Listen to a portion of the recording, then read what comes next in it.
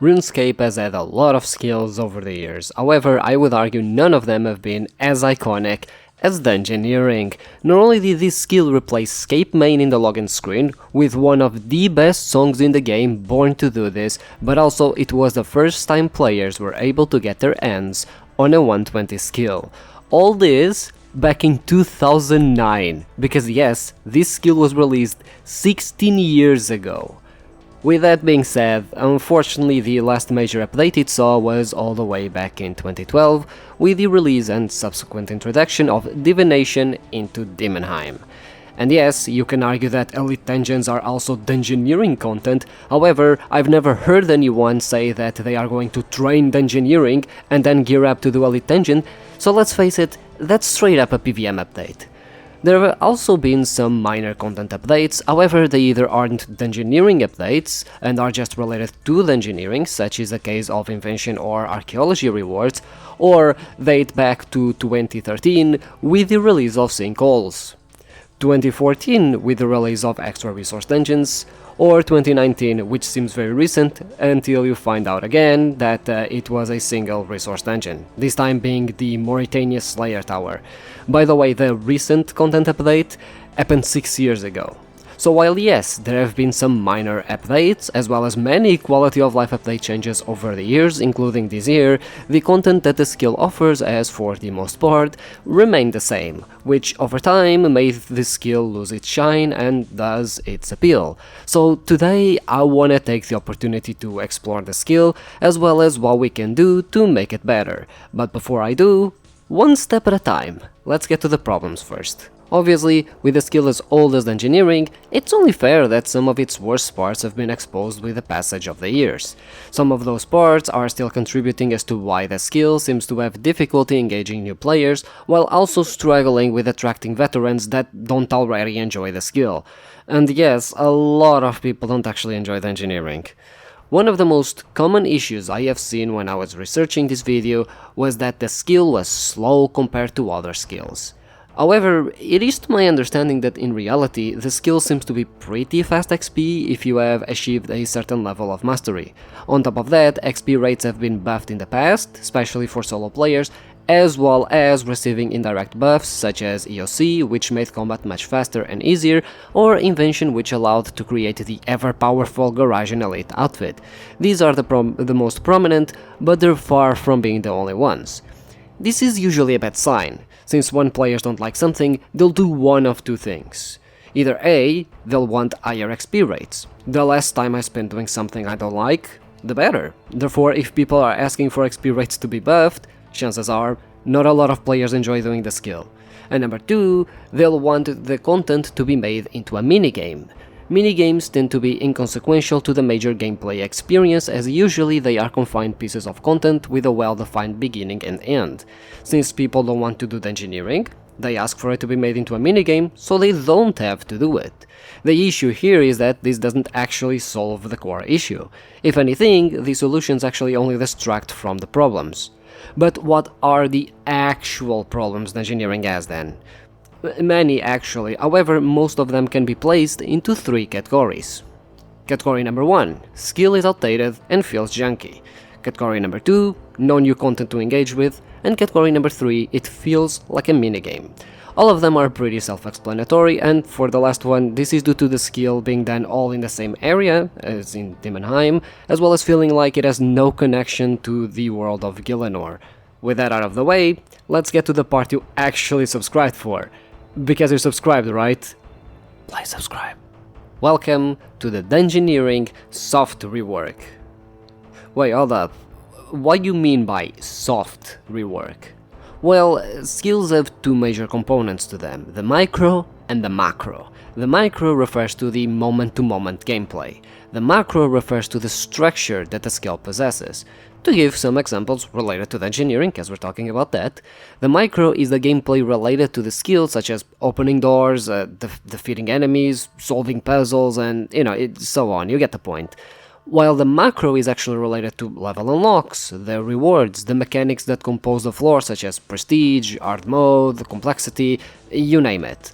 While we could focus on the micro, I decided to leave it alone given that some people, including me, actually do enjoy it. It is simply a bigger gamble to focus on a thing people already enjoy in favor of creating something new that will attract more people, but that really gives us no guarantees new people will actually enjoy it and actually will attract new people, and we can even potentially alienate the people who already like the gameplay.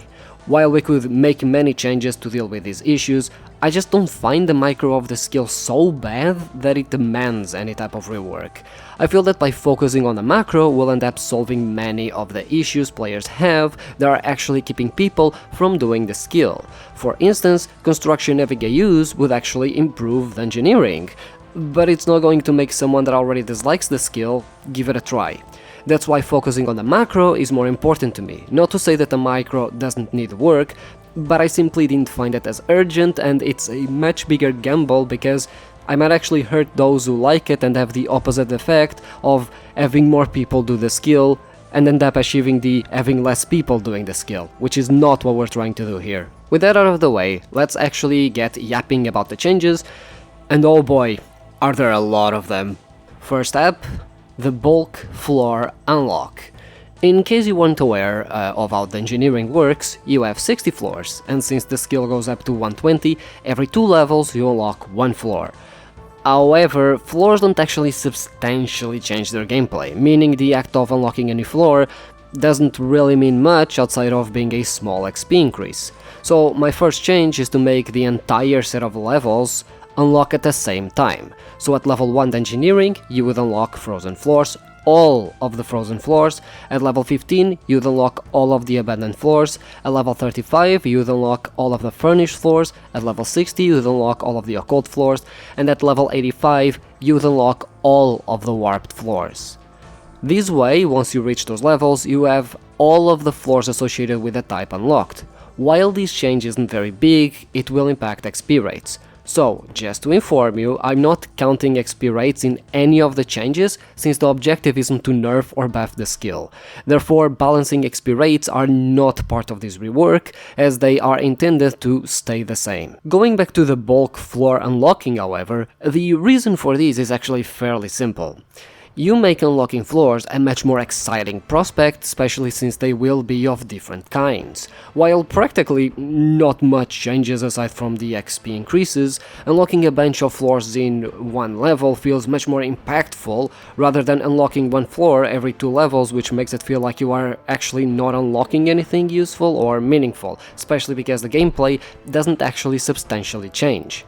The point here is to make it feel like you are unlocking a lot of exciting stuff.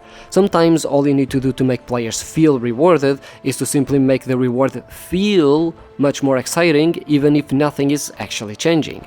Allowing floors to be unlocked in bulk is accomplishing exactly that. Lastly, while the skill does go up to 120, warped floors unlock at 85 under this change. I decided that since with the current levels, the skill really does not have any more room for new content really.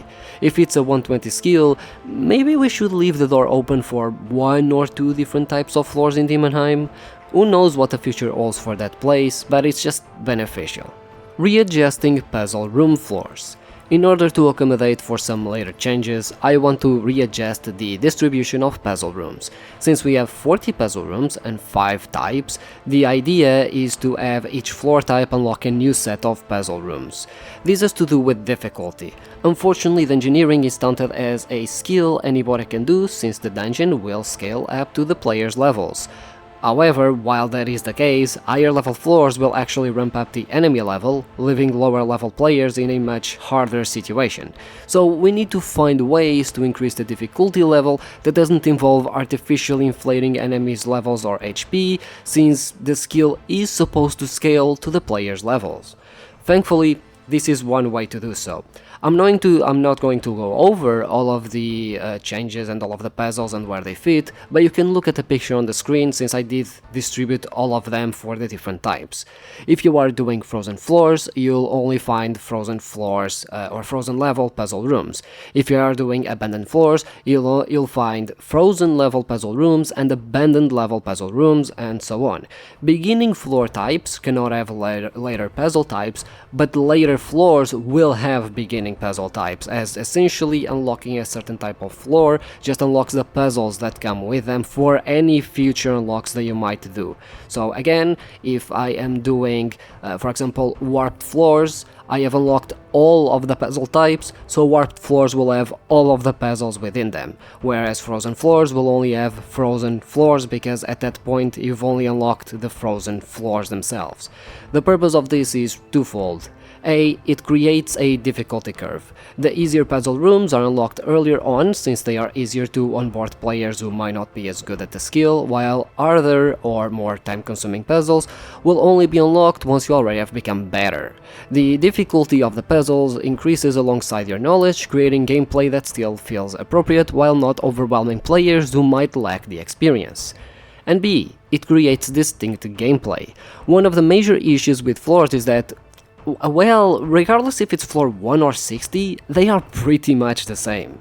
This way, doing frozen floors and doing warped floors will actually feel distinct, not just from the difficulty curve, but also from the puzzles you actually end up encountering, making different floor types feel like they have different things to offer, as opposed to all of them feeling the same. This difficulty curve ends up being more organic while also offering distinct gameplay, which is a thing that Dungeoneering doesn't really have. While, again, this doesn't have an immense impact on actual gameplay, it will make the skill feel better to engage with. It will also just give you a certain choice between doing frozen floors because they just have easier puzzles, since frozen floors don't have the later puzzles, or doing the higher floors for highest XP, but they also include way more puzzles and some of them are just harder than others. Floor difficulty curve. As mentioned above, this skill doesn't really have a difficulty curve outside of how efficient you can tackle the floors. Changing that is a good way to introduce some variety to the skill, making it easier for players to get into it while also incentivizing them to master the different parts it has to offer. In here, the change is to simply redistribute the likelihood that a floor will contain a unique room. Unique rooms are guardian rooms, puzzle rooms, skilling doors, and things that essentially you need to do extra in order to unlock the next room. As such, the lower level floors would have lower unique room chance, while the higher level floors would have higher unique room chance. This again contributes to the difficult increase, which should go up nicely as you get better at the skill.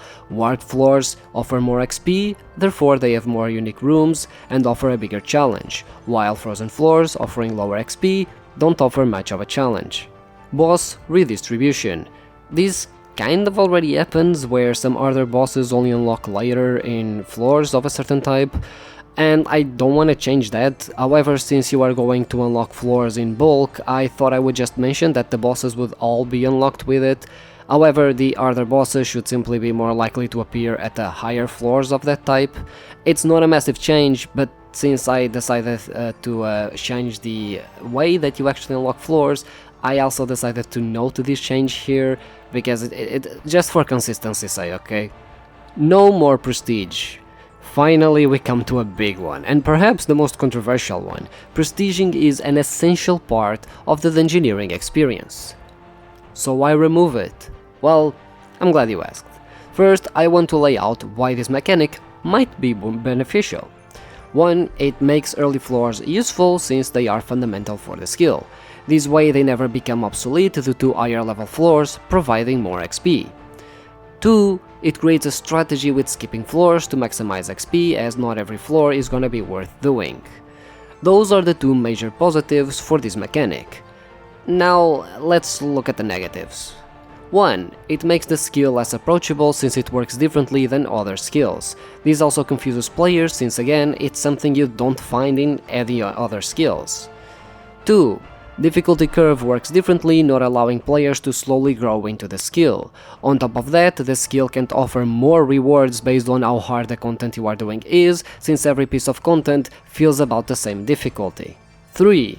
It feels obtuse. Why would I need to reset floors to earn the max XP?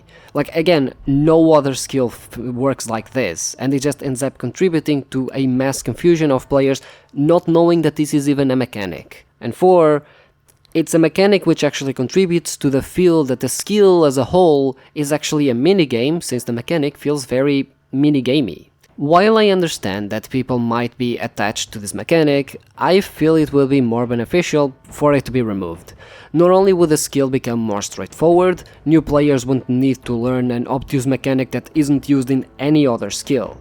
Furthermore, this opens the skill app for a more natural difficulty curve, which is why I made the redistributions I did earlier.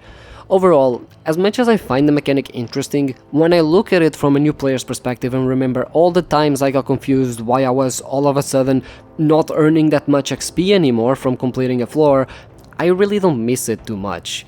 The mechanic ended up being far more frustrating than honestly fun to engage with. Alongside that, even as a veteran, the mechanic doesn't even matter too much to me. It's literally a clicking this gives more XP button, which doesn't fundamentally change the way I approach the skill. That mechanic existing or not would make me approach the skill pretty much the same way, at least the way from a macro gameplay perspective when it comes to actually clearing a floor. The removal does pose a good question. What about the XP then? Well, simply buff the base XP floors give. This way, players will be given a choice between doing easier floors, which award less XP but are, well, easier and faster, or harder floors which award more XP but are harder and take more time. Yes, for the most part, people will just camp the highest floor to train the skill, but at least here they'll have the choice, rather than being boxed into a monotone, every floor is the same but I need to go through all of them to simply get more XP.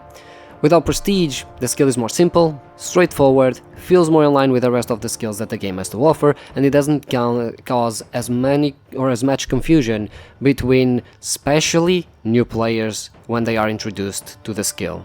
Proceeding now to something more light, I want to change how complexity works. Currently, complexity doesn't make much sense. It is supposed to be an introduction to the skill. However, I think it's a very bad one. Not only is Complexity 1 actually harder than Complexity 6, since Complexity 1 doesn't allow you to use any skill but combat, and cooking food is actually really nice and really helpful, it doesn't even actually teach anything useful about engineering itself. When you start a skill, you need to unlock each complexity as a way to learn more about Demonheim. However, complexity only increases the amount of skills you have access to, and this is an issue for me. Skills in Demonheim work the exact same way as they do on the outside. They simply have different items. As such, you shouldn't need to be teaching the player something they probably already know how to do anyway. Instead, I want to turn complexity into an actual tutorial. Complexity doesn't actually teach the unique parts of the skill, which it should, rather than gatekeeping the skills you can just do in a floor. The worst part is that this is supposed to be an option you can choose when doing Dungeoneering. However, unless you are doing Complexity 6, you'll incur on an XP penalty, rendering most complexities absolutely useless as soon as you unlock Complexity 6, which is in floor 6, pretty much after the tutorial. So really, as soon as you're done with every other complexity and you've unlocked Complexity 6, you don't really use any other complexities anymore, which renders the setting completely useless. So in order to have a better onboarding experience for new players looking to do the skill, complexity is no longer a setting you can change when delving into the dungeons, but rather a set of 6 scenarios that will teach you about the unique settings and things that you'll be dealing with when doing Dungeoneering. So let me break them down for you. Complexity 1. Crafting weapons. The main objective here is to teach the player they can either scavenge loot or craft their own. This complexity should be completed as soon as the player crafts a piece of armor and scavenges a weapon. This should cover the most basic gameplay element Dungeoneering has to offer. Complexity 2. Binding/loadouts. This is an important mechanic to the skill and one I see players constantly not know about. This complexity teaches players to simply repeat the steps from the complexity above, but they will also have to bind their gear. On top of that, you also need to load it in order to complete the floor. This is another part of the mechanic that a lot of people that even know about binding don't actually know, which is you can load any setup mid-floor. Complexity 3. Getting supplies. Obviously, dungeons are filled with resources to scavenge. In this complexity, you are required to get yourself food to cook, a summoning familiar, and ingredients for a potion. These three things are especially important in case you need them, especially food, as some bosses can be quite tricky to take down, especially when you're still learning them. Complexity 4. Gate stones and teleports. This is another part of the skill that really doesn't get taught all that much, both the ability to create gate stones and use teleports to teleport to them. In this complexity, players will simply be required to create a gate stone and teleport to it. Different types of gate stones as well, because a lot of people don't understand the difference between telling and teleporting to a gate stone. Complexity 5. Slayer monsters. Another part of the skill a lot of players don't know about, since it's never really explained all that well. Slayer monsters have very useful unique drops. This complexity will simply teach the players about the existence of said monsters and how to differentiate them from regular monsters, and give the player the drop of the ice daggers. This should alert the players that some monsters have good loot and they should be on the lookout for it. And finally, complexity 6. Unique rooms. This is the bread and butter of the skill. None of it is really explained all that properly either. This last complexity is actually going to be focused on how to unlock garden rooms, how to unlock skilling doors, the puzzles Dungeoneering has to offer, and how to boost using skills such as herblore and divination to open certain skilling doors you can't open. Yes, this complexity is a bit longer than the rest, but should be a nice bridge to then actually start the skill itself. You can repeat any complexity at any time, however they will stop being a modifier you can select for your dungeons. No one really does complexity other than 6 anyway, and I really need to repeat that because I think someone at Jagex really needs to listen to that, and I want this to actually be self-contained settings, so it's actually easier to lay things down to have the best tutorial experience possible, so it's just better if they are simply set settings that you can repeat at any time, rather than a modifier you can apply to your dungeons. Hard mode. Here's another thing Demonheim has. Hard mode. The gist of it is that you can go and complete all 60 floors, but this time in hard mode, which actually sounds way more exciting than it actually is. Unfortunately, hard mode is a bit of a waste. While the floors are indeed harder, they are not harder in exciting ways. Basically, all hard mode does is increase the amount of enemies in every room, increase their HP, their damage, levels and stuff like that. Basically just, hey, it's like Dungeoneering normally, but with more monsters and they hit harder. To me, this was a huge missed opportunity. You could have instead done fun challenges that would benefit or focus on specific parts of the skill while testing players' abilities or knowledge. So I just reworked this as well.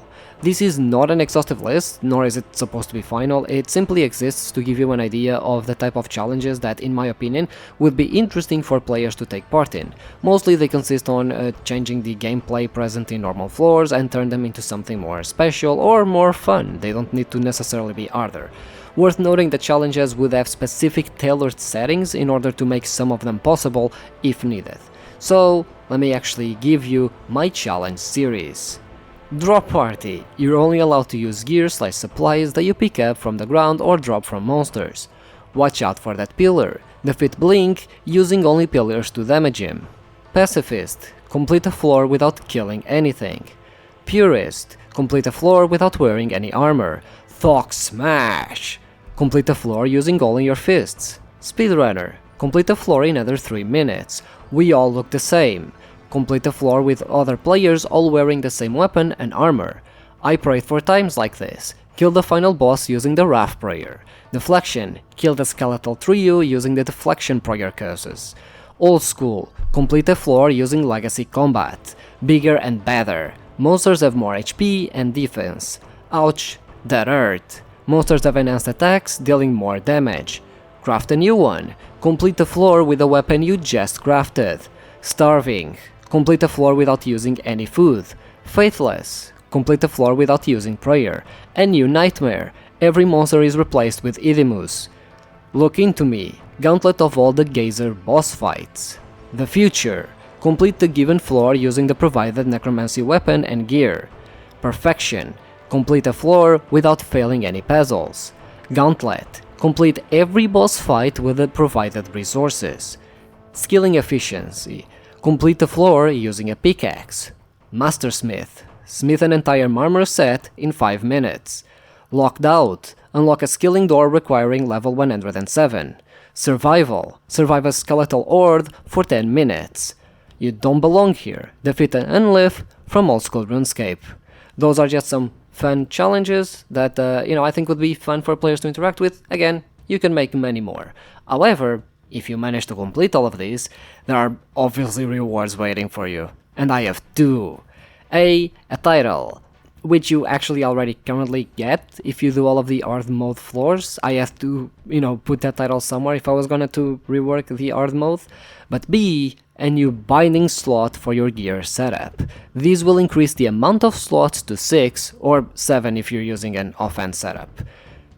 These, however, leads me to something a little bit extra, because now we're done with the skill itself, or at least the mechanics that go into Demonheim. Because alongside the skill, the shop has also been neglected. I'm not going to actually make any major changes here, just some minor readjustments to, make things a little bit smoother. First up, I want to give you the ability to upgrade gear. I have honestly never seen anyone use Gravite gear. The issue is that tokens aren't that common, so it's usually better to simply save them until you can buy better gear, usually chaotics. As such, I think it would actually be a good change to allow you to buy the Gravite weapons or armors, and then later upgrade them to chaotics at a discounted price. The upgrade still won't make these weapons super desirable, especially because chaotics aren't super desirable either anymore, but should at least make them a little bit more useful, since you only need to invest into one weapon, and then when you're ready you can just upgrade that weapon. The entire process should be overall cheaper, and you actually do get to use weapons at an earlier level than just having to wait for chaotics. I want to apply the same to the necklaces as well. While it won't make earlier necklaces super useful, it should make them a bit more desirable, since you need to upgrade them to higher level necklaces anyway, so you might as well get them earlier. Something that I feel would also help the skill feel a bit more rewarding is to have actual unlocks coming from leveling up the skill, rather than all of them coming from the shop outside. This already happens somewhat, where for instance binding slots are actually unlocked the higher level you have. Here are the things I would actually remove from the shop in order to have them in level unlocks. 1. The Scroll of Quick Teleportation. This is a scroll that makes the home teleport animation faster to be casted within Demonheim. It will be unlocked at level 60 Dungeoneering. 2. The Scroll of Gathering. This scroll gives you 25% more XP when doing gathering skills within Demonheim. It will be unlocked at level 50 Dungeoneering. 3. Demonheim Skilling Door Boost. This boost gives a +4 boost to your skills when opening skilling doors within Demonheim. It would be unlocked at level 90 Dungeoneering. And those are the rewards I would move for now. Yes, I could have moved many more things from the shop to level unlocks. The shop is still an integral part of the skill, so I didn't want to completely strip everything away from it. And as such, I didn't want to outright nerf it by just moving every reward to level unlocks. With that introduction made, however, I think it's actually a good time to expand a little bit more on the level unlocks. Level unlocks are great because they are more organic rewards that are simply given to the player as you level up. They are a reward for just straight up doing the skill. When doing most of the skills in-game, the vast majority of the rewards actually come from them. For instance, most boosts to mining come from leveling up the skill. So it's not just unlocking new ores that you get by leveling up. You don't just get new content from leveling up, you also get boosts to the skill you have been doing. So the higher level you are, the more rewarding and the easier it is to actually do the skill. Dungeoneering currently really only has a couple of niche unlocks outside of new floors and bosses. What I want to see are more boosts to the skill and things that would help you with just doing the skill as an extra incentive to also just train it. So here's some of the unlocks and what levels I would require them to have. Number 1. XP boosts. These would be unlockable at level 20, 40, 60, 80, 100 and 120 Dungeoneering. With the removal of prestige, XP rates obviously got nerfed massively. My intention was not to mess with the XP rate, especially in the higher stages of the skill, so they'll need to be readjusted. The standard floor XP should be buffed, but alongside that, and to help pace things out, the player should also receive XP percentage bonus based on the level unlocks. Since doing the maths isn't my forte, I'm not going to attempt to do that. However, all you need to know is that the intention is, again, as I said earlier on, the XP rates, especially on the higher end, to remain pretty much the same, even if slightly buffed at points. Number 2. Binding slot for Summoning Pouch, requiring level 67 Dungeoneering. Summoning is very underutilized in Dungeoneering. This unlock will serve to encourage people to at least go through the trouble of binding one summoning companion to use throughout the floors. I don't think it's going to make summoning super useful again, but should at least help its usefulness a little bit. 3. Extra binding slots, unlocked at level 19, 27, 43, 72, 97, 108 and 116 Dungeoneering, and whole 7 extra binding slots. These are on top of the pre-existing binding slots. Extra unlocks regarding levels always feel good and give something players to go for. These are overall binding slots, not binding slots for your loadout, so don't worry about that. The skill already offers loadout binding slot unlocks as you level up, allowing you to use more and more in your loadout, so this reward just feels like it would fit right in. 4. Enhanced Summoning Creatures at level 50 and 100 Engineering. The effect of summoning creatures within Demonheim is enhanced by 10% for each unlock, totaling 20%. This means that summoning creatures would simply get stronger. Again, I don't think it will revive summoning within Demonheim, but should give something extra to those who actually want to use the summoning familiars. 5. Extra resources, unlocked at level 30, 60 and 90 Engineering. Resource nodes within Demonheim award more resources when engaging with the nodes before depleting. While not incredibly useful, it should slightly increase the usefulness of resource nodes per floor, especially if your objective is to train other skills within Demonheim. 6. Double amount of coin drops, unlocked at level 88 Engineering. Monsters grant double the amount of coins per kill. This effectively doubles the GP cap per floor, allowing you to be a bit more wasteful with your purchases or to stretch out some crafting training just that little bit extra. And 7.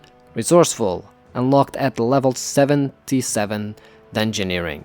There's a 50% chance of saving runes when casting spells. Since combat spells already have infinite runes due to the unlimited runes provided by staffs, the change would only really apply to spells that are non-combat or require non-elemental runes, such as teleportation spells. Still, I think it would be a nice addition, especially considering future potential spells to be added to Magic or just Demonheim. And those are the gist of it. There are many more rewards that you could make unlockable as you level up, however I just wanted to offer a baseline that can be built from. As always, the list is not final, values can change, adjusted, you can add stuff, remove stuff. The point is, here's a baseline of the type of unlocks you should have when doing Dungeoneering. Now that level unlocks are out of the way, let's get back to the store since I'm not entirely done with it. As many changes as the store needs, I decided to fall short here and mostly just touch up on the most problematic things. This should at least address the most urgent complaints I've seen when researching this video. Number 1. Remove the gold accumulator overcharge. It is very bizarre this is even a thing when no other item in the shop actually has this option. Not to mention, this option is actually more expensive the first 2 times you buy it, so technically you should buy 2 regular accumulators first because they're cheaper. Overall, if you are investing 250,000 tokens into an accumulator, you might as well just wait for the non-degradable version. 2. Keep the price of the regular accumulator consistent. Here's another weird thing, the gold accumulator costs more tokens the more you buy it. The price is kept at 60,000 tokens. Why is this even a thing? Instead of just putting it at a regular consistent price? I think 50,000 tokens would be more than fine. 3. Adjust the price of the golden accumulator. Yeah, this one should be a bit obvious. I would like this item to be nerfed to maybe around 500,000 tokens, 500,000 instead. Ultimately, it is simply a drop cleaner, so it should be more in line with the other drop cleaners offered by the skill. at least price-wise, since the importance of it actually isn't that much bigger than the rest. Some people would even argue that things like Bone Crusher are actually more impactful than the Gold Accumulator. I don't even know why the price for this one is so high. To me it just looks like a mistake where they added one too many zeros when they were doing the accumulators and just kind of run with it, but I can tell you it's not very healthy. 4. Add Box of Spoils. This is a consumable item that gives random resource dungeon common loot. You don't have access to items from dungeons you have not unlocked yet. This should be a somewhat niche but useful way to use your tokens. I know this isn't exactly an issue many people have run into, but once you're done with most things in the shop, you really don't have many ways to use your tokens for Dungeoneering related things. This should at least make a thematically consumable item be present in the store to use your extra earned tokens, in case you have been one of those few people that has bought out of the store. And 5. I want an Horde Stalker Ring Cape enchantment. This would be an option that allows you to use Horde Stalker rings on your Dungeoneering cape in order for the teleport to put you inside the resource dungeon. This would give the cape charges, much like how the rings from the Ancient Cavern Slayer dungeon give charges to your Slayer Helm. In case you didn't know, yes, these rings teleport you to resource dungeons, but contrary to the Dungeoneering cape, they teleport you to the inside of the resource dungeon rather than the outside. It's a minor enchantment, but one that people who abuse their Dungeoneering capes for skill training might actually find useful. Again, there are many other things you can add to the stores or prices you can adjust, and especially when it comes to chaotic equipment to make it more desirable for people to use and a better option. But after giving it some thought, I didn't want to change too many things, since most of them seem fine for the most part. I just wanted to address the most common concerns I saw when researching this video. Sinkholes. Yeah, I'm a huge fan of skilling minigames because I think they actually give different methods and rewards for the skills they are based on. Unfortunately, in RuneScape 3, they are either too minigamey or they are just dailies under the minigame mirage. The reality is, there's a lot of good dailies in the game that would be good skilling minigames or just overall good skilling methods that get wasted due to having a daily cap. As such, I think the best course of action is to transform Sinkholes into a proper minigame. Funnily enough, you don't even need to change anything. All you need to do is remove the cap and nerf XP rates, and it's done. While yes, each game will reward less XP per game, overall, since there is no cap anymore, you should be able to earn more XP daily from them than with the XP cap. This would also just introduce a completely different way and a viable way to actually train Dungeoneering, especially outside of Demonheim. My objective is to have the minigame go from a daily, where you just get a shower of XP, to a skilling method that is actually fun to train whenever you feel like it. In order to make this a good method to train the skill, there are a couple of things that you need to keep in mind, and unfortunately for us, Sinkholes already pretty much have this. The competitiveness of the skill can remain, as in, if you do more than others, you should also get a bigger reward. However, the thing is, this skill also works as the entire team, the more they gather, the more everyone gets reward. So the more the potential reward, the final reward, grows as everyone contributes to it. So pretty much the skill is a good blend of being competitive where you're trying to get more than others, but at the same time where it is actually useful for you to help each other to get as many points as possible. So really, that's I think a bit self-explanatory. And since we're on the topic of Sinkholes, instead of the Horde Stalker outfit being cosmetic, I want to make it into a skilling outfit. Dungeoneering only has the Invention outfit and not an XP outfit like many other skills. Horde Stalker would be perfect, and it comes from a good source already, the Sinkholes. Simply have it give 2.5% XP, which then would stack with the Elite outfit, or nerf the Elite outfit so the XP overall isn't actually increased. This outfit already is a reward from doing Sinkholes, so if you turn it from a daily to actual training method, then it would follow the same principle as pretty much every other single skilling outfit in the game. A minor change, but I think one that would actually make both Sinkholes more attractive and just everyone happier and more incentivized to the Sinkholes.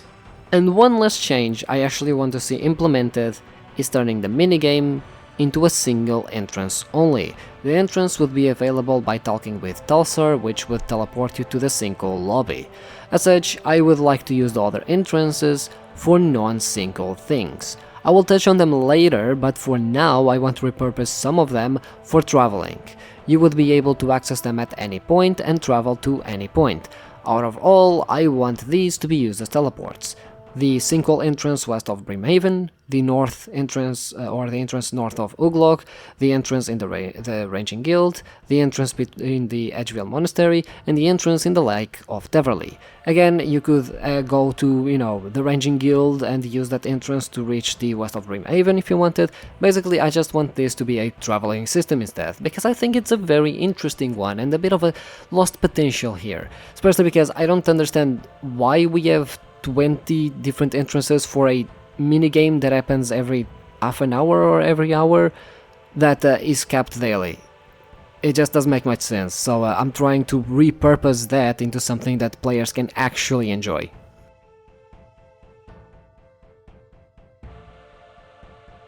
Journals and achievement logs are things players in Runescape seem to love. Skills don't tend to have them, as they are quite a bit of effort to develop and not every skill seems to have a good fit for them. However, there is one skill that prominently features a journal.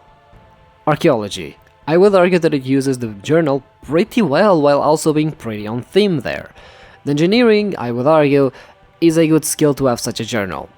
With every floor being randomly generated, I think there's a lot of potential and benefit in tracking certain parts of the skill. The journal would not only incentivize the players to pursue certain goals, which when taking into account the randomly generated nature of the floors, would make these goals a bit more interesting to pursue, but also just serve as a way to track your progress in the skill. Now, to be fair, the journal isn't anything insane at the moment. Yet again, I want to offer a baseline of things I would like to see, as opposed to these being in any way, shape or form a finalized version. The journal mostly counts on 4 major tabs: the Lore tab, Achievement tab, Hunter tab, and Mysteries. So, let's start with the Lore tab, because one of the most unfortunate problems with the skill being more on the older side is the fact that a lot of the lore and related lore journals and lore drops are just sort of there. They don't really get properly introduced, they kinda just spawn through Demonheim, as well as not having a proper place to be. Sure, you can check them on the NPC outside, but it isn't very good, and since we're already introducing an overall journal, I think the best place to have the current lore journals is in there. The organization will stay the same, and for the most part I don't want to change how you obtain them. I will, however, change how you obtain Bilrak's notes, as well as some miscellaneous lore notes. As for the Bilrak notes, there's 30 and you can obtain them by completing floors 1 through 60, so essentially you can obtain 1 note per 2 floors pretty much. I want to change these into something a little bit more exciting. Instead of the notes dropping once you finish the floors themselves will have a chance to spawn an hidden room. This hidden room will be used to provide you with Bilrak's notes, and you can come across it randomly on your floor adventures. This room can spawn in any floor, however there are differences between the hidden rooms depending on the type of floor you are in, so you should still be required to complete specific floors for specific notes. These should make it a bit more exciting to not just explore Demonheim, but also in providing some environmental storytelling alongside the lore notes. Sure, I do recognize that the different floor types already offer some of that environmental storytelling, however, more of it can hurt, right? They also have protection involving it, so if you want to unlock it, you need to defeat a Seeker. The Seeker scales to your level and is a weaker version of a overworld Seeker. Once inside, you can pick up whatever notes were left behind and be able to see one of the few rooms used by Bilrak to hide away. The point here isn't to necessarily change how you obtain these notes massively, but rather to provide a more natural way of obtaining lore drops with more context, as well as making it more exciting by stumbling upon a different room, rather than them just sort of dropping on the ground after finishing a floor. Much like the bulk floor type unlock, practically speaking, the gameplay really doesn't change that much from what you already do. You just go through rooms and you unlock a different room. However, it feels much more exciting and special to come across an hidden room, and that's an important part when it comes to players engaging with content. Alongside Bilrak's notes, miscellaneous notes are going to be changed slightly. Rather than the notes dropping from killing the bosses, you'll instead have a secret little door that is a guaranteed unlock at the end of the floor that is accessed by the boss room. There should be some decorations as well as lower notes, pretty much just on the same vein as hidden rooms for the Bilrak notes. Here yet again, the point isn't to fundamentally change how you obtain the notes, but rather to make it a little bit more natural in obtaining them, as well as making it more special, and give you a little bit of environmental storytelling for you to look at to actually help convey some of the lore and atmosphere of the bosses you've killed. With that in mind, I would actually like to change the last 5 and most to rare in order to make them a little bit more special. Since they already are obtained by killing monsters in warped floors, it feels a bit samey because that's how you unlock pretty much every single lore drop in Dungeoneering. Instead, I want to make them a little bit more exciting to try and obtain, as opposed to just sort of being there and being the same as every single other lore drop. So yeah, for the portal notes, I would like them to be earned by stumbling upon a portal puzzle room from the warped floors. The scrap of parchment, I would like it to be earned through randomly slashing a torn bag. Letter to an acolyte can be earned randomly when offering bones to an altar. Letter from Brunt can be earned randomly by buying items from the smuggler shop. And the strange token can be earned by crafting runes within Demonheim. The rarity of these should not really change, as again, I don't want to change the rate of unlocking them, but they should provide a bit of a different gameplay when trying to obtain them, rather than just, oh yeah, go, like, kill more monsters again, you know? It just makes them feel a little bit special. The rest of the lore drops I'm going to leave alone, meaning the way you obtain them is the same as it currently is. Being a lore journal, however, they will also be included in the lore tab of the final journal in order for you to have everything tidy in a single place. Should make it easier to both organize your, Demonheim lore drops, check which ones are missing, and read whatever you want, whenever you want. With the lore tab out of the way, who doesn't like achievements? Well, I mean, since I took a page from the archaeology journal, I might as well take 2 pages instead. These achievements aren't anything massive and are going to be your primary way of tracking the progress you've done throughout the skill. On top of that, all of them will have very useful rewards if you manage to finish them. The achievements are broken into 4 tabs: combat achievements, skilling achievements, exploration achievements, and miscellaneous achievements. So, let's start with combat. These achievements will focus on tracking your combat. I'm not going to go over every single achievement, but on screen there are some examples of what would be tracked. Again, to reiterate, none of these are final and they are just examples of the type of content that is being offered here. In case you are able to complete them all, however, and obviously you get some nice rewards. So let's actually take a look at them. The Prayer Breaker reduces the effectiveness of overhead prayers used by bosses by 50% within Demonheim. Warped Cape, a new best-in-slot cape to use at Demonheim. This cape will give you some damage bonus, however that bonus will be different depending on the type of floor you're in. The deeper the floor, the higher your damage bonus. This unlocks the ability to craft this cape. In order for you to do so, you require a thread, a needle, thorn bag, a backthorn, as well as 99 crafting. Immunity Blocker removes immunity during bosses' immunity phases. You receive increased damage while this is active. This ability is toggleable. There is a difference between bosses' immunity phases and them taking reduced damage. This only affects bosses with immunity phases such as the Luminescent Icefiend, not the Seeker bosses, as this doesn't override mechanics required to damage the boss.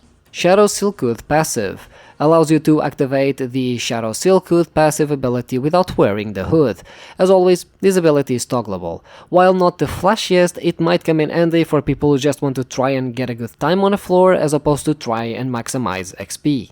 And lastly, the Bracelet of Recoil, a bracelet with recoil capabilities, same as recoil rings, but with infinite charges. You will need an anti-fire shield, a Seeker Charm, a Promethean bar and 99 smithing in order to craft this bracelet. Next up, we have the Skilling tab. These achievements will work much the same way as combat, but for skilling. So, since you know the gist, I'll give you some time to read over some of the examples I have on screen, and instead of repeating myself, I'll just go, directly to the rewards. I hope that was enough time. If that wasn't, just pause the video to read the rest. But yes, as for the rewards, you have 20% chance of saving resources when skilling within Demonheim, as well as 20% chance of creating extra resources such as food or runes. It's not the most groundbreaking rewards, I'll admit, but they don't all need to be game breaking. In any case, as always, since the list isn't final, you can always add more. Moving on to exploration, take a wild guess. Have you figured it out yet? Yeah, it's the same thing as Desolo II, but for exploration. I actually decided to divide all of these because they would be easier to organize, and also because I wanted to space out the rewards rather than locking all of them to every single achievement unlock and then shower you with a bunch of rewards once you have all of them.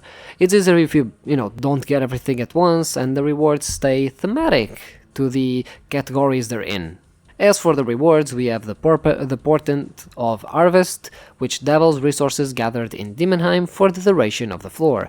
This also impacts XP given, requires 60 Radiant Energy, a Buckthorn Seed and 99 Divination. More GP per sale of items to the Smuggler. Selling items to the Smuggler awards you 10% extra GP. Smuggler Shop discounts. Buying items from the Smuggler is 10% cheaper. Mega Pouch. You can store runes between floors. Exists permanently once you create it, so no need to create it every time you go into the dungeon. Requires 500 pure essence, a needle, a thread, and 50 runes of each kind, and obviously 99 rune crafting. And moving on to the last tab, the miscellaneous tab, I really don't have any other way to repeat myself for a fourth time, so enjoy the music while reading some of the tasks. I'll give you a few seconds and I'll be back with the rewards.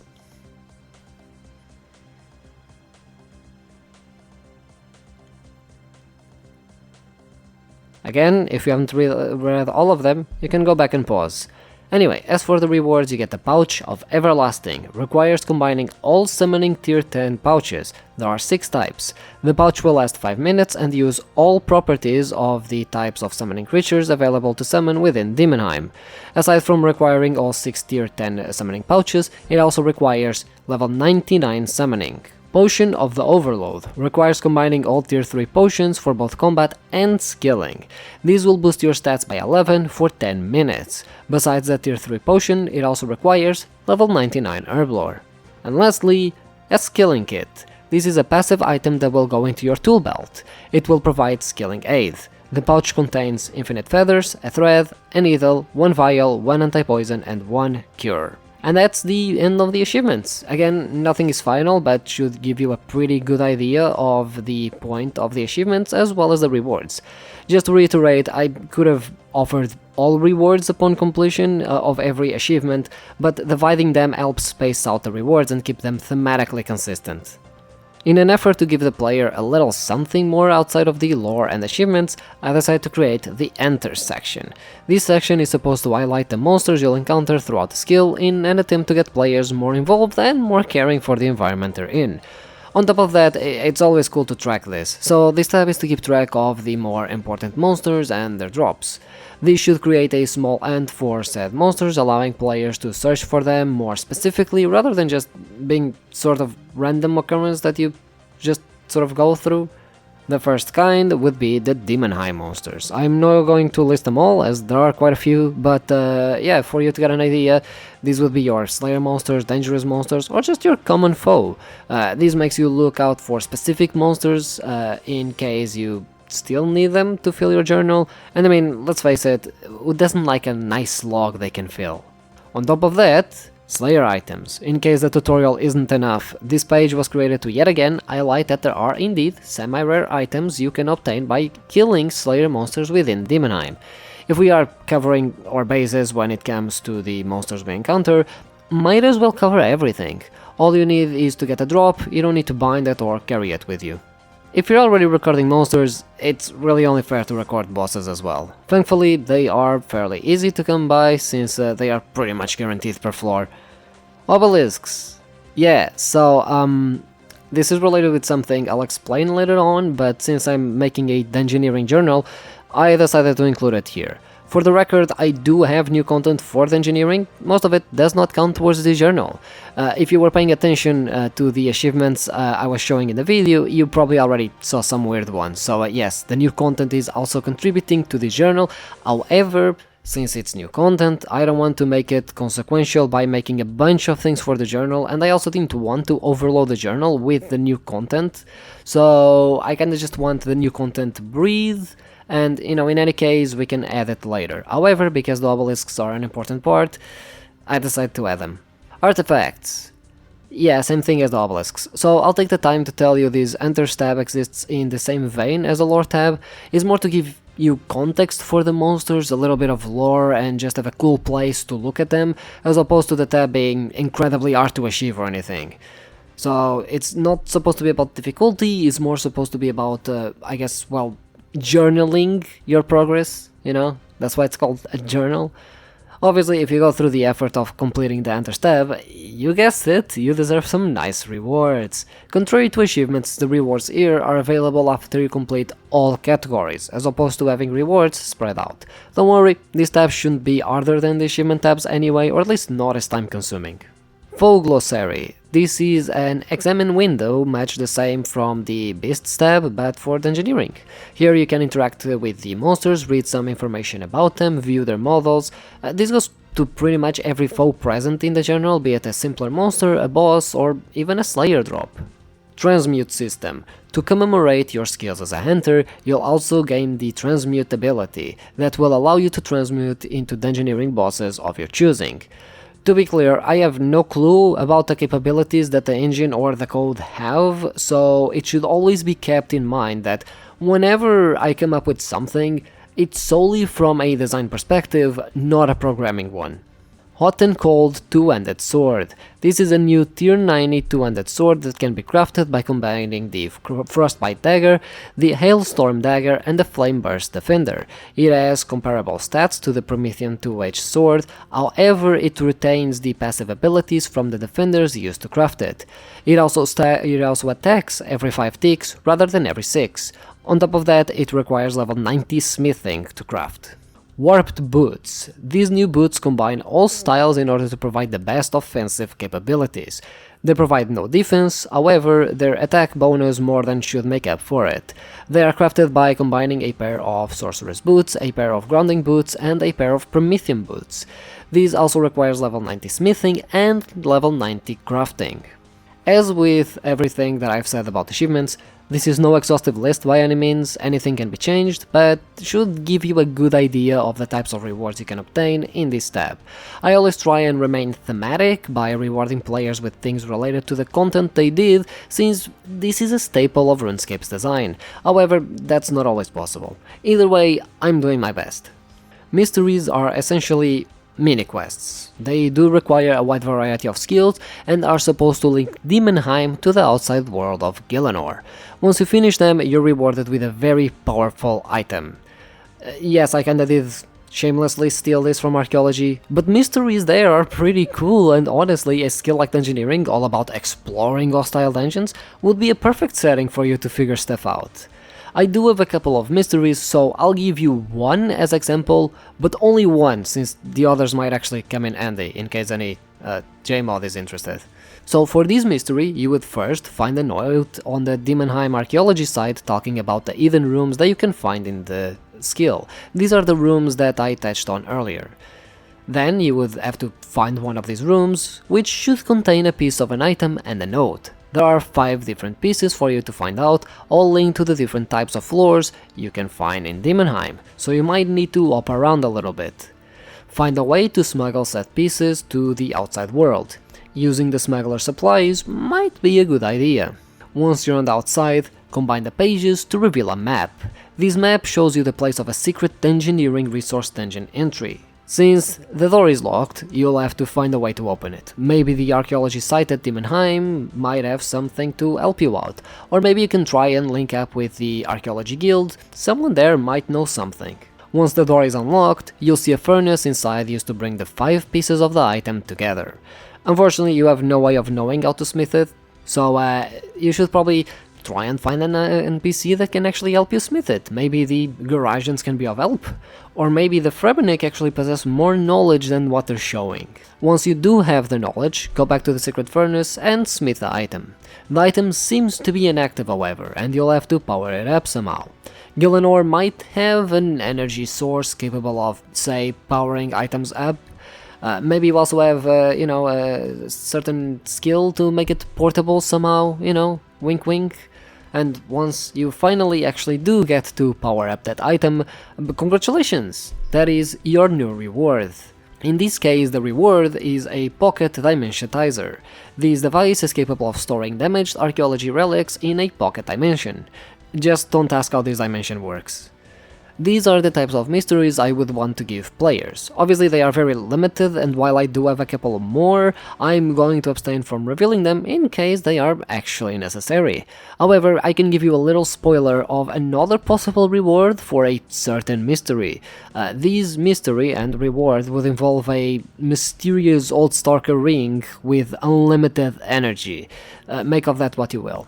But yes, these little mysteries would help connect the inside of Demonheim to the outside world, which Dungeoneering currently lacks.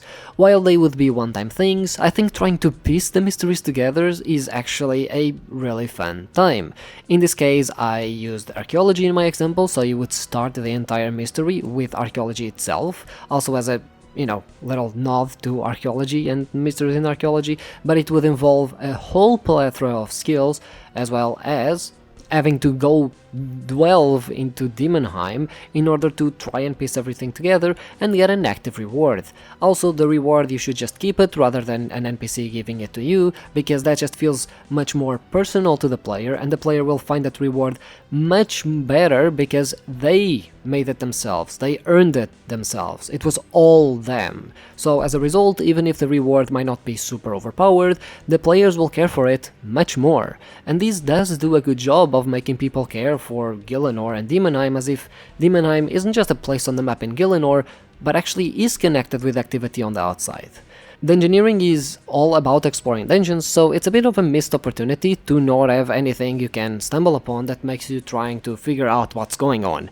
Now that archaeology is in the game, we have the blueprint for mysteries. I think Dungeoneering should definitely get them, as the gameplay and setting actually lend themselves really well to these types of mini-quests.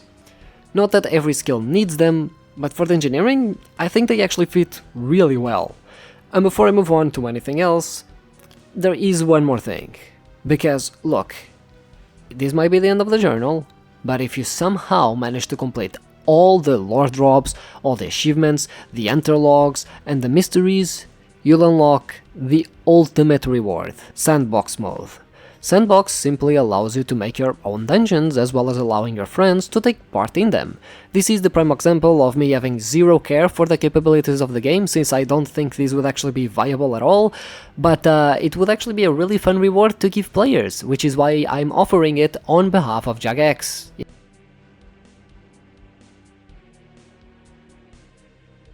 I always found Demonheim a very cold place. It's all the way up to the north, and the Fremennik seem to like it, so that can't be good news. So let's take a break from all of the cold and the dropped collars and make our way south to, I don't know, Karenji for example. What's in Karenji, you may ask? Well, welcome to Krypitanga. As a way to introduce more variety to the engineering training, I introduce Krypitanga. This dungeon revolves around skilling, as that is an avenue where players can really train Dungeoneering with. Sure, you can use skilling in Demonheim, however, except for some niche uses and some quick skilling XP bursts, it is not the main way to earn XP, as you need to actually defeat monsters and bosses with combat. As such, the focus on this dungeon is to give people's skilling ability a way to train Dungeoneering. The dungeon isn't anything massive, simply a side distraction to allow for more skilling expression while training Dungeoneering. The focus is to be a way to farm tokens as opposed to Demonheim. While yes, Demonheim at the top end should still be more tokens per hour, here you'll simply have an easier way of achieving them.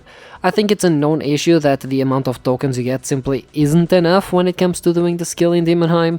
This helps remedy that, as well as give a different objective to the dungeon that Demonheim dungeon doesn't have. The dungeon consists of a single floor with a boss at the end. The floor can have 4 different types. The objective is to make your way to the boss and kill it.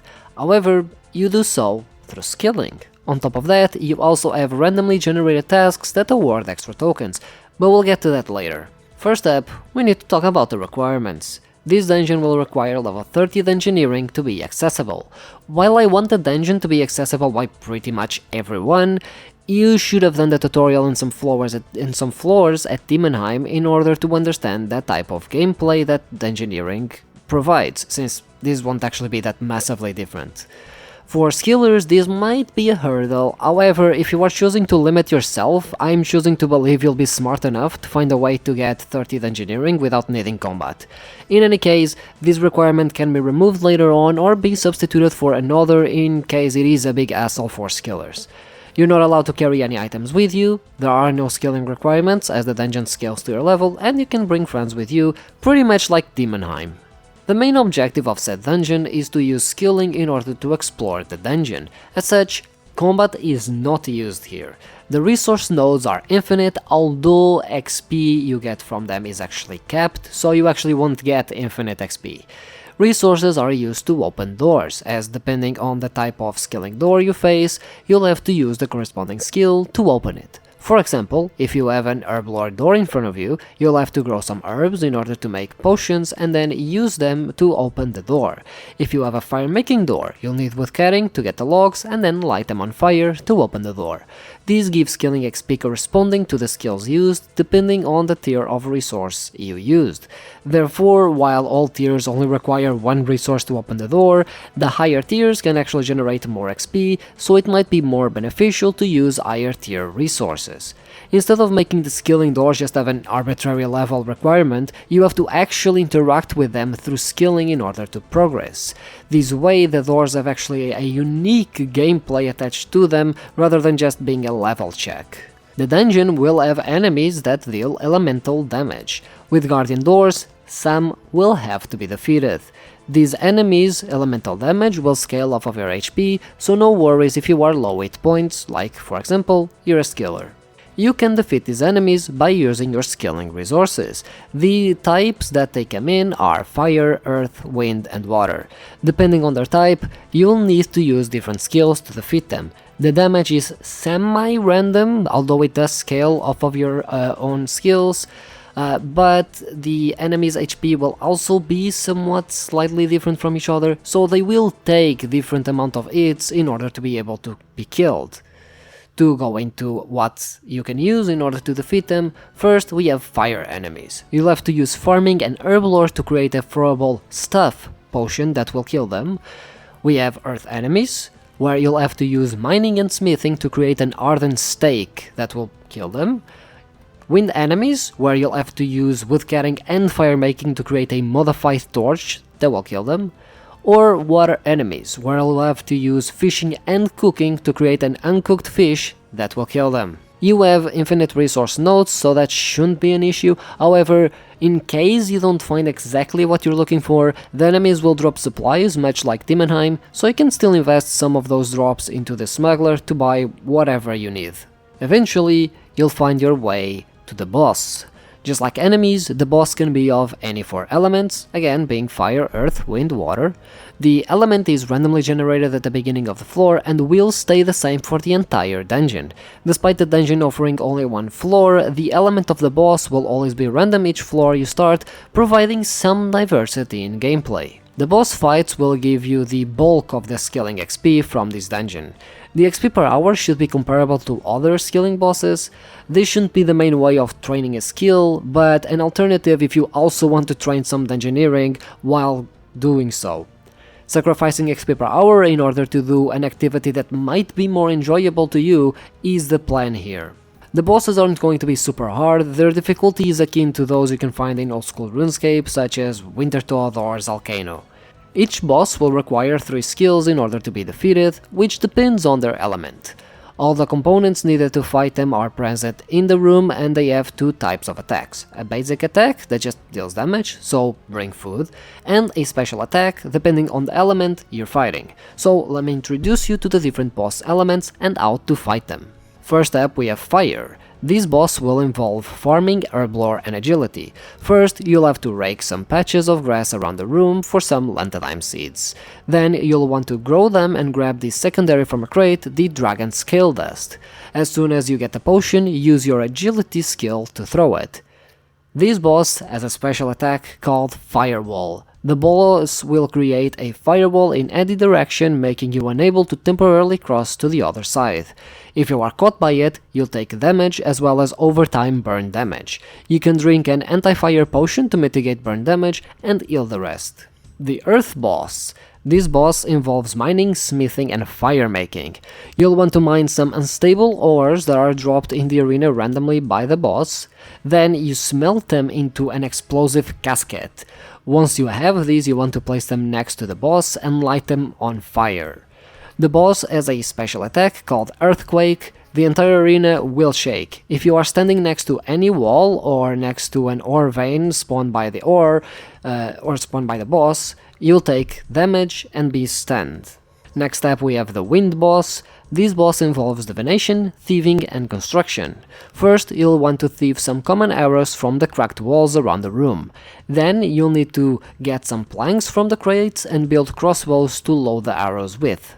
Lastly, you'll need to imbue the crossbows by using divine energy found around the room to damage the boss. The boss also has a special attack called Wind Tunnel. This is a 2x2 horizontal attack, and if you are caught by it, you'll be knocked back to the wall and take some heavy damage. And lastly, the Water Boss. This boss involves fishing, enter and cooking. You'll have to go to the ponds and fish some pufferfish. The arena is actually swamped, and as such you can actually not make fires to cook the fish, so you'll have to trap some brimstone creatures in order to cook the fish in them. Lastly, you'll use the fish on the boss. The boss has a special attack called Water Bubble. If this attack hits you, you are damaged and slowed temporarily. You can use an agility potion to remove the effect and heal the rest. That's the gist of the boss fight and what their special attacks do. Again, they are not supposed to be incredibly hard, much the contrary. The bosses are straightforward, easy to interact with and kill, since their primary objective is to be grindable in a dungeon rather than being standalone content. They have different elements in order to change every fight slightly every floor you embark on, and allow you to both use and train different skills. On top of that, we have tasks. Before entering the dungeon, you can get a stack of tasks from Krypitanga, the NPC guard of the dungeon. These tasks are randomly generated and apply only in the skilling dungeon. They are saved between floors until you finish them. Once you do, you'll be rewarded with extra Dungeoneering tokens and can generate more tasks with Krypitanga. In case I have neglected to mention it, Krypitanga is an honorary Fremennik despite belonging to the jungle tribe. They are responsible for keeping people safe, as well as advising adventurers who wish to set foot in Krypitanga. Krypitanga aside, these tasks are simple skilling activities you can do. They are supposed to be side content while in the dungeon in case you want to fully explore it. They offer extra Dungeoneering tokens related to the tasks and the number of actions necessary to finish it. Here's some very quick examples. For instance, it can demand you to gather resources from skilling nodes, it can demand you to subdue some skilling elementals, consume food, craft potions, subdue elemental enemies, you name it. Basically, it will just give you a little task that is side content. It will give you a number and it will have a min and max of that number that can achieve, and then depending on the number that it gives you, you get a certain amount of Dungeoneering tokens. Because I love repeating myself, since I love hearing myself yap about content, once again, these are not final and are simple examples in order to illustrate the type of tasks you would be getting. Any amount of tasks can be added, removed or changed. Of course you didn't think I was going to leave you hanging and not give you a nice reward for finishing the dungeon, right? This dungeon, contrary to Demonheim, actually has normal loot. Each floor you finish, you gain one roll in the pile of mess outside. This pile will reward you a variety of skilling resources for your efforts, ranging randomly in quantity and quality. But that's not all, as alongside the normal loot you can also roll some unique rewards. First up, we have the Map-O-Matic. This reward will allow you to display all rooms in a Dungeoneering floor. While you can see where they are and how many there are, you cannot see what they have. This is a passive reward that can be toggleable at any point. Once you earn it, the toggleable is actually free, so even if you disable, you can just freely toggle it again and you don't lose the reward. This reward is also tradable in case you want to buy it instead of just doing the dungeon. Next step, Quickie Feat. This reward will allow you to prevent failing any obstacles while training agility. This is a passive ability, yet this time however non-toggleable, as I don't see why you would want to fail an agility obstacle, so let's just not bother putting a toggle on this one. Again, this ability is tradable in case you just want to buy it or sell it for some extra GP. And lastly, we have the Charming Door. This reward will allow you to prevent any damage from a failed skilling check. This reward only works for skilling doors as well as skilling puzzles. Needless to say, this really only applies to Demonheim. As I've mentioned, all of these rewards will actually be tradable, so you can, choose to keep them or sell them. This way you can actually train Dungeoneering and skilling while also making some GP on the side. Or in case you're an Iron Man, like, hoarding your loot, I guess. Like, I don't know what Iron Man do with their skilling loot, so yeah.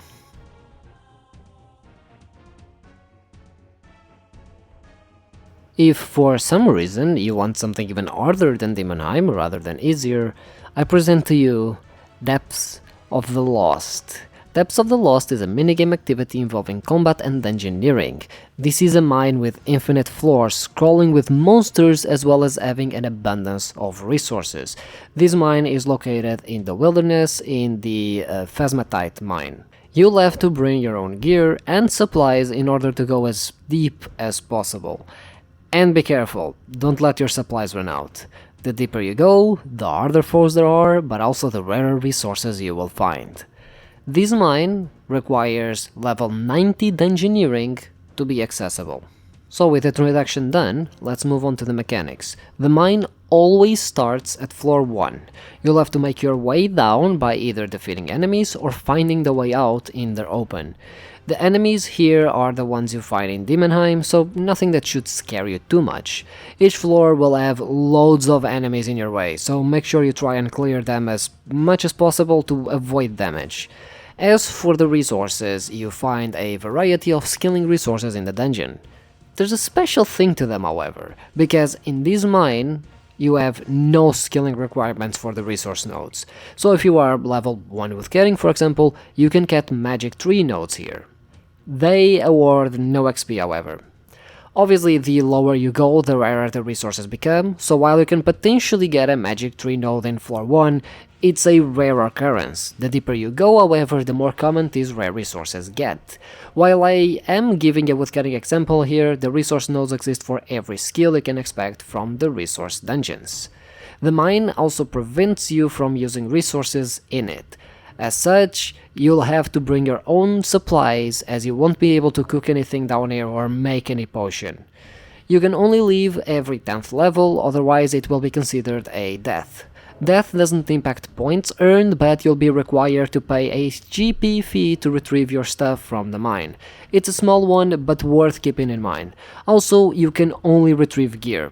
Any supplies or resources you've gathered while in the dungeons are completely lost, so you'll have the option to leave and keep the resources that you scavenged, or really push as much deep as you go. These obviously exclude supplies such as runes or arrows, unique items such as the rune pouch and so on, otherwise you just bring a million runes in, you die once and oh, that's all of my runes gone. So yeah, it only portrays to supplies such as potions, food, and stuff that you get from the mines themselves. The deeper you go, the more points you accumulate. Since dying doesn't actually impact your points, you're actually encouraged to go as low as you can, especially if you are willing to sacrifice a little bit of GP and any resource you might have gathered for it. The points are generated based on the highest floor achieved during that specific run. They are then multiplied for the amount of obelisks you've destroyed. So if you achieve, say, floor 100 and destroy 10 obelisks in your way, you'll get 10 obelisks times 100, which comes out to be 1000 points. These points are used as a nice score of sorts. While you can accumulate points to later spend on rewards, the points you get during a single run are recorded and shown to other players as your best run. So they are not only a currency, but also function to show others what your best run actually is. You'll obviously gain combat XP and Dungeoneering XP based on how many floors you clear per attempt. In no way is this supposed to replace Demonheim Dungeoneering training, simply to make Dungeoneering be a bit more involved with the rest of Gielinor, while also giving you some nice rewards and spins on the way you currently do Dungeoneering. The style is still the same of exploring dungeons, so it's pretty on theme. Also, something that I seem to only now have realized that I forgot to mention, obviously the rarer resources are deeper down in the mines, and so are monsters. Basically, monsters in level 1 and 2 are gonna be much weaker and lower level than monsters you find in level 100. I thought that was a bit obvious, so I didn't write it down, but now that I'm looking back, I'm like, I should probably mention that, because some people are gonna be confused. Obelisks. Yes, finally you get to find out what obelisks are. Obelisks are structures that can be destroyed. They sporadically spawn enemies within their level range in order to stop you. However, they do so in chunks, so an enemy is actually never spawned alone. If you stop damaging the obelisk, it will heal back to full HP, but won't spawn the monsters back again, so you can take it slow if you want. This means that the obelisk has a set spawn of monsters upon reaching certain HP thresholds. These enemies, while dangerous, are also incredibly fragile and will die very easily. Enemies will act as a sort of glass cannon. They will hurt, but will fall over with relative ease if you engage on them.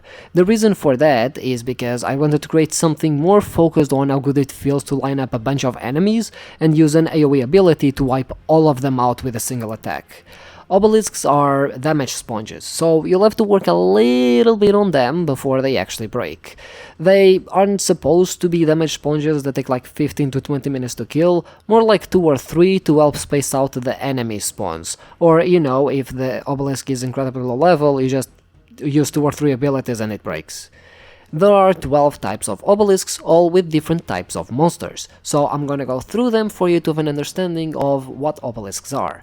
Basically, they are thematic stones. So, for example, we have the Obelisk of the Goblins, which mostly consists in spawning different types of goblin creatures, such as, well, goblins, cave goblins, hobgoblins, orcs, skelegoblins, and other types of goblin creatures.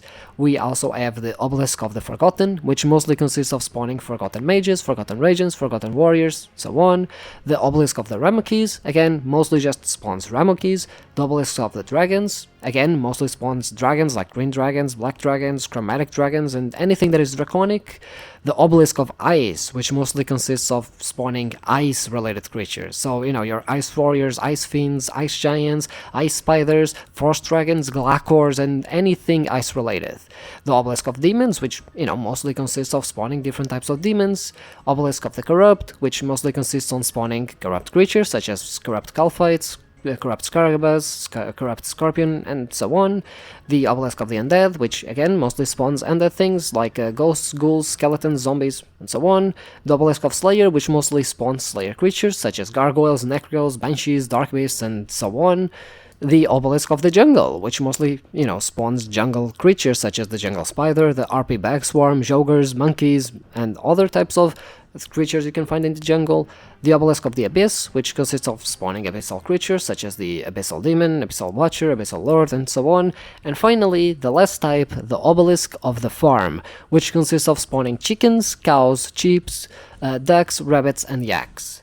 So, yeah, they are pretty thematic, and that's kind of the point. I think it's more exciting to have a specific obelisk be a specific type that will very specific type of creature that you can actually anticipate, rather than just being a bunch of random creatures you can't prepare for. This also gives them a little bit more personality, since one of them has, you know, a theme going for them, and it helps flesh out sort of where they came from. These can also range in level, so theoretically you can have a level 10 obelisks with dragons surrounding that level. The monsters spawned will have a 15 level difference between the obelisks level, so if an obelisk of dragons is level 10 for example, the dragons will range in level from 1 to 25. Obelisks can go all the way to level 100 and their level is randomly selected. The rarer the creature is, the deeper the obelisk is found.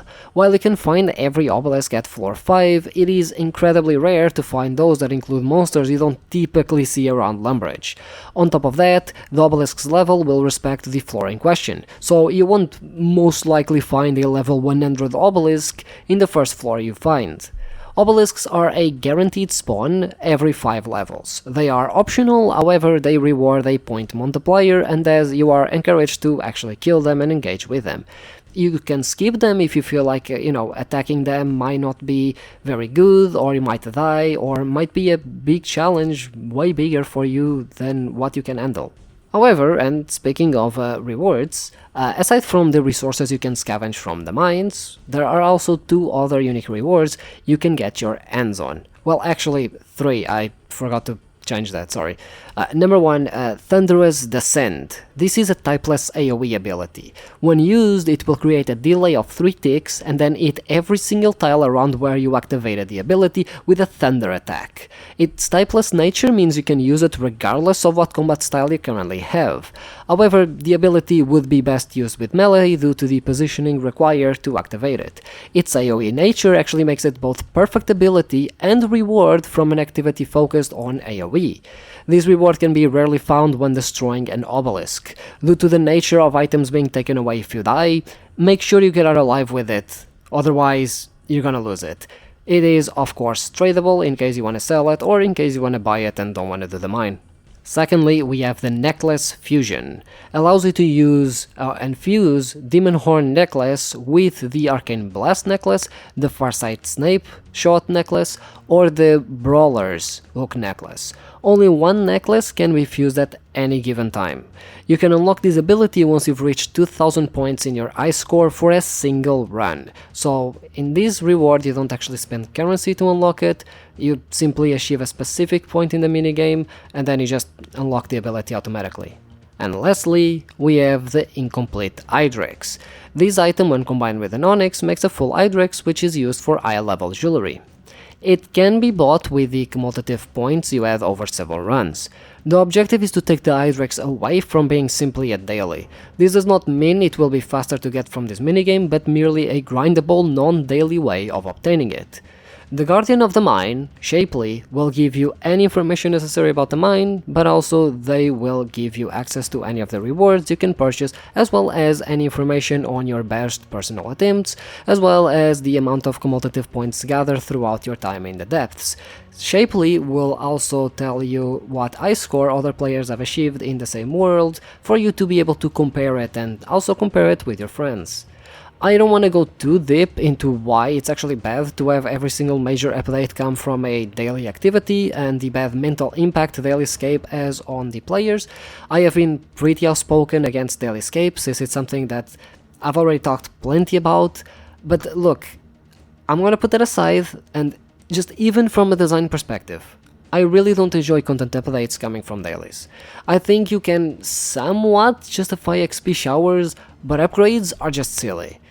Yes, this will very likely devalue the Hydrix, but honestly I think it's a sacrifice I'm willing to make to shy away from Hydrixes being pretty much exclusive to daily content, because design-wise, daily content just sucks and it's not very fun to engage with.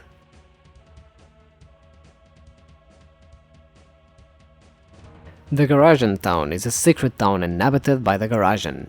You can find this town once you achieve 45 Dungeoneering and convince Talsar to teleport you there. The town has multiple Garajin NPCs, a general store, a bank, a couple of other activities. You get the point, it's a small little town. It is supposed to be small, as it is a simple little hub for small Dungeoneering activities. What activities, you may ask? Well, in this town, you can meet the Ramoki archaeologist. You can also do a favor for them. The archaeologist has lost an artifact in one of the resource dungeons throughout their travels. They want you to retrieve it. Unfortunately, the archaeologist only speaks in riddles, so it's your job to find out which resource dungeon they refer to. Upon arriving at the dungeon, you'll have to dig out the artifact and bring it back to the archaeologist. This will grant you a small amount of Dungeoneering XP, as well as a small amount of archaeology XP. On top of these, once the artifact has been studied, the archaeologist will give it back to you so you can disassemble it for components. One of the main things missing in Dungeoneering are the small but important training methods that many other skills have, so I decided to try and explore small ways you could train Dungeoneering outside of Demonheim and outside of the other major activities that I proposed. This is something small, you'll do it if you're, bored, but it's, the exact type of activity someone might actually love when it comes to training Dungeoneering, since you don't need to get really ready or anything like that, you just go in, go to a resource dungeon, retrieve artifact and come back. It's fairly simple, it's very laid back, you don't need to worry too much about it. More training methods are never really bad, and the more diverse methods we have, the better. In this instance, I went for resource dungeons since I feel that they are, pretty underutilized as an engineering place. Sure, okay, they can be useful rewards, but what if you also make them part of actively training the skill? This way they can be a useful reward, but also be useful from a training perspective. Another activity that we can find is the Dark Old Dungeon, as on the Garajin town there is this dungeon called the Dark Old Dungeon. This dungeon is used as a trial for the Garajin, so it is quite dangerous. It can, however, be explored by you using your own gear, if you are willing to explore it, that is, and if you are, you'll find a randomly generated Dungeoneering floor. The elements here can take inspiration from Demonheim. It will have both resources and enemies. You'll be given an objective ranging from defeating a boss, defeating enemies, finding a specific resource, crafting a specific resource, and so on in order to complete the challenge. Upon completion, you'll be awarded Engineering XP. You can also just ignore this goal and go for the resource nodes and kill enemies for the XP. However, completing the goal is the way to get out without dying and get that Engineering XP. Otherwise, the only XP you'll get is Combat XP and Skilling XP, because if you die before completing the goal, you get no Engineering XP.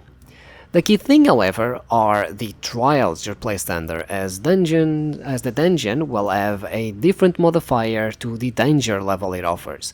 These modifiers are random every time you enter the Dark Hole. These are inspired by hard mode that I created for Demonheim. So to give you a couple of ideas, we have Poison, where you're poisoned and will slowly kill you. Weapon Lock, where you won't be able to use your equipped weapon. Prayer Disable, where you cannot use prayer. Falling Rocks, there will be randomly falling rocks you need to dodge. Warping, you will be randomly teleported by mages every once in a while. Walking, your running will be disabled. Hardcore, you are 1 hit away from death. No food, you are not capable of using food. Gear Travel, your gear will be cursed, you'll have to click on it to disable the curse, or it will damage you. And Immortal, a single enemy will chase you throughout the dungeon to try and kill you. In essence, the Dark Hole is basically a single Demonheim floor, except you have an handicap and a goal which changes the gameplay somewhat, and, it's more of a bite-sized experience. You can get in and out without worrying too much about running full floors. As I've mentioned above, if you are successful in clearing the dungeon, you'll gain an handful of Dungeoneering tokens, as well as some Dungeoneering XP, plus whatever combat and skilling XP you've earned inside. Again, this is not supposed to be a major activity. Sometimes these small activities are all people need to actually engage with a skill and train a skill. And lastly, for these activities, we have the warping dungeons. There are rumors of warping dungeons, and these are actually the rest of the Sinkhole dungeons I did not use for travel. Because there are 20 Sinkhole dungeons, I used 5 of them for travel, so right now there's 15 of them. You can actually visit them on your own, instead of them actually changing location every 30 minutes, however, you would start a 5-minute cooldown upon leaving the dungeon, and for that period you cannot use the same warping dungeon you just used. You will also be randomly spat out at one of the other entrances for any warping dungeon. These warping dungeons are randomly generated resource dungeons with all kinds of resources in it. For the most part you won't find anything of value, but it's worth giving it a shot if you are really desperate, because they actually have no Dungeoneering requirement contrary to the resource dungeons, the regular ones at least. The Garajin people might need you to obtain some resources for them. If you get a task, you'll have to go to a warping dungeon and get resources from it. You can bring them back and exchange them for Dungeoneering tokens. Since the warping dungeons enters a cooldown period, you will have to find another one in order to continue doing tasks, meaning there is a little bit of thinking involved.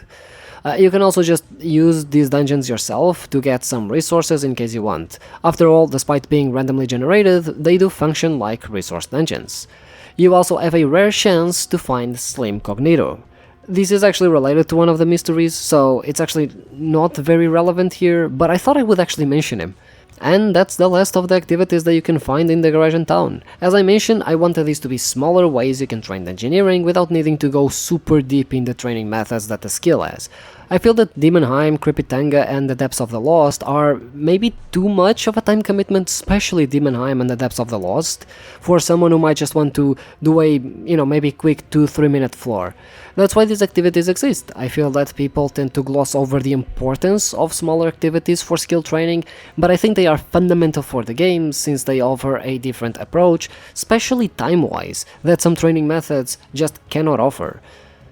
And that's the last of new content. Hopefully through the explaining the content, the upsides it has, I was able to actually explain the issues with it. I know I've, reworked quite a bit of the macro mechanics of the skill, but hopefully I did so in a satisfactory manner that can help you understand why they are problematic and how the solutions would improve the skill, remove some of the issues people might have with it, and provide more incentives to engage with the skill and organize things a little bit, because I like organization.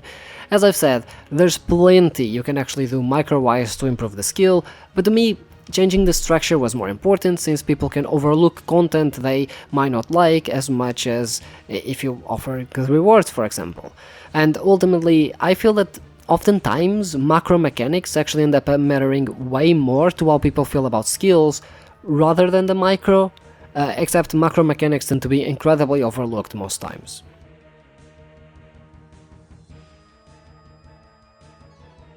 Okay, so this definitely was a journey, but we finally reached the end, and I wrote end on my script for some reason. And yeah, my voice is super tired by now, in case you haven't noticed it getting tired over the course of the video. I did record these all in a row and it took me like almost 3 hours just to record the audio. Yeah, the script has like 37 pages and fucking 16,000 words or something. This is by far the longest video I've made, in one go at least, because, if you get everything together from NoBank or whatever, those are longer, I guess. I actually didn't think it was going to be bigger than the Wilderness video, because that video was massive as well, but I guess here we are now. What's crazy is that a lot of these ideas were actually removed due to my lack of developing them further, because I didn't have any ideas of how to develop them further, which means that actually this video could have been even bigger than what it was. And yeah, honestly, some sections could have been their own video, and probably should have been their own I should have probably I could have had like 10 videos by now, like if I split this into multiple videos, but I'm kind of a perfectionist. I like to have everything in the same spot, so yeah. Either way, it's finally done, and I can finally put Dungeoneering to rest. I doubt that I'll come back to Dungeoneering, at least from a content perspective, or at least content design perspective, at least not for a long time, especially because I have a lot of other ideas that I want to do first. Yeah, it's safe to say that, at least for the next year, 2 years, 3 years, 4 years, 4 years, I'm gonna do like Jagex, and I'm gonna avoid touching the skill. Yeah, other than that, all I have to say is subscribe, leave a like, share with other RuneScape nerds, and thanks for watching.